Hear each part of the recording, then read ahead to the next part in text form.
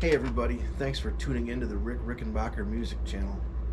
This video we're going to be taking a look at a really neat piece of gear that I picked up just a couple of weeks ago, and that is this early 50s Wurlitzer Spectra-Tone cabinet.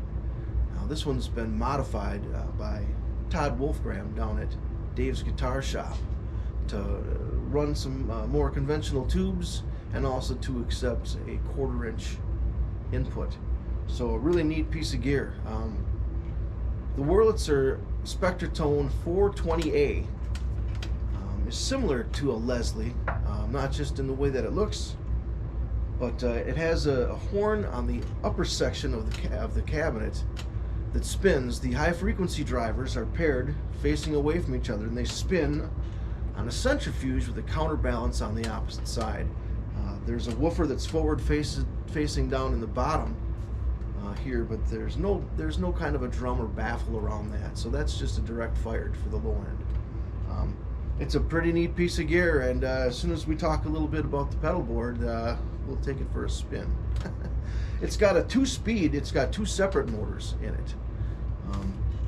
The low speed motor runs at a low speed. You hit the switch on the pedal board and it switches to the high speed. It takes a little bit more time to get up to speed and down back to a low speed than a Leslie would, but it's still a really neat effect. So we'll go ahead and talk a little bit about the pedal board.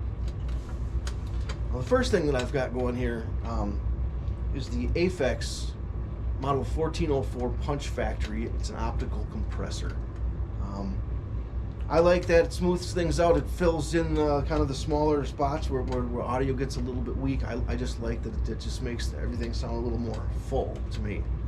From there, I'm going into a Qtron envelope filter, and there's quite a bit of discussion as to whether you put a compressor before or after an envelope filter. This is how I've got things set up for right now. It's taken off kind of the big spikes and holy shit, man.